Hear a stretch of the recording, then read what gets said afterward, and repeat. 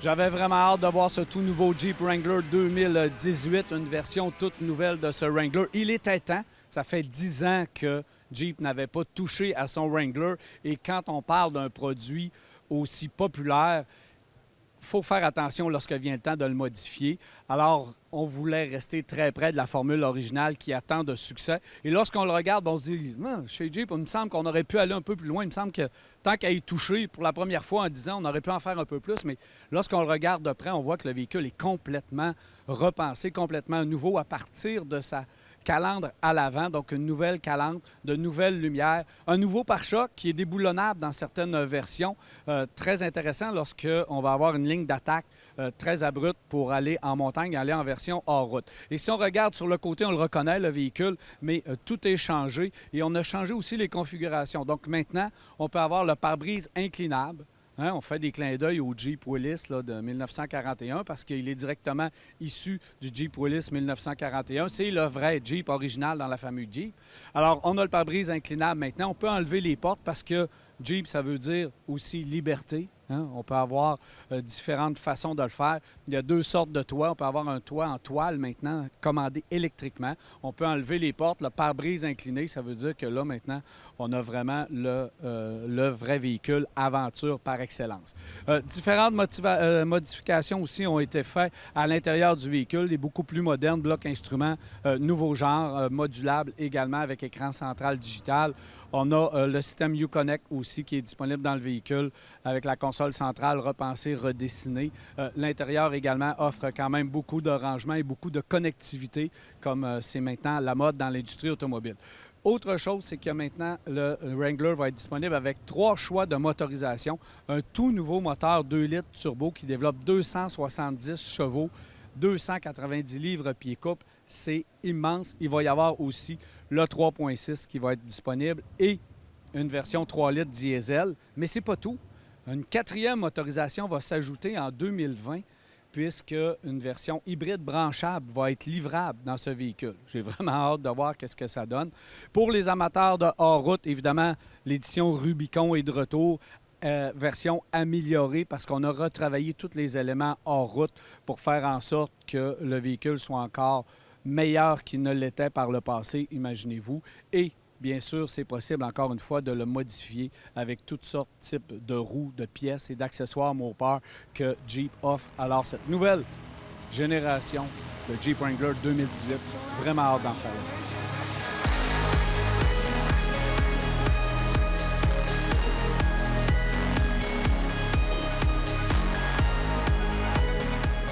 Chez Lexus, on nous a présenté une nouvelle déclinaison de son RX 350. Il s'agit du RX 350L et tout se passe ici à l'arrière. Il s'agit d'une 3e rangée. On a ajouté évidemment une 3e rangée de bancs pour des passagers additionnels.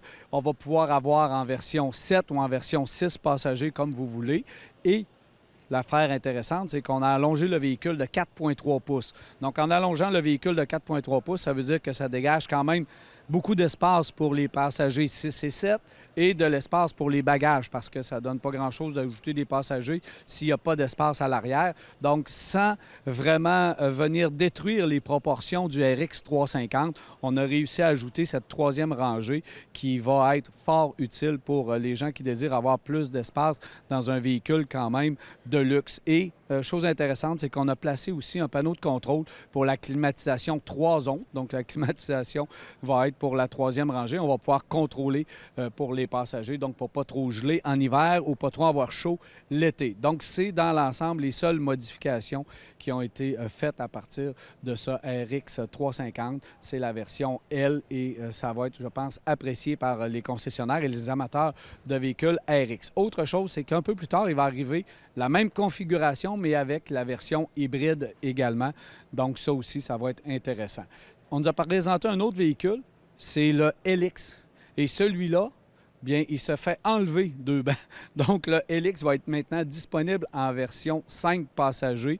C'est le gros véhicule, évidemment, qui se vend très peu chez Lexus, mais quand même, les 2 bancs qu'il perd, on les récupère du côté du RX 350, mais il va aussi être disponible en version 7 passagers, bien sûr.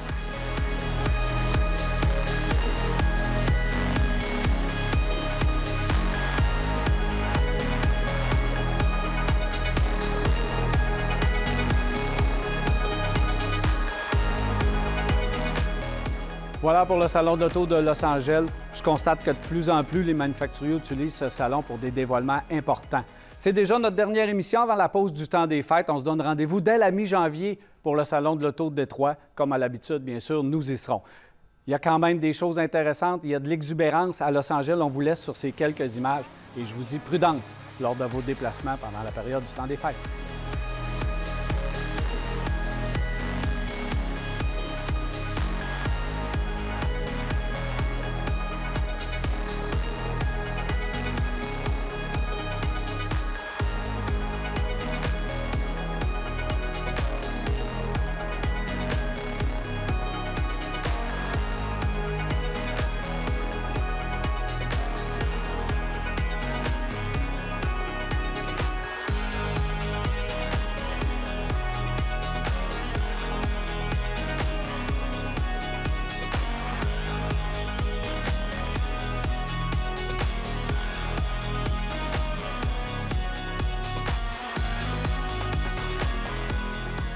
Cette émission vous a été présentée par Saint-Raymond, la ville de l'automobile. 4 concessions à votre service, même le samedi.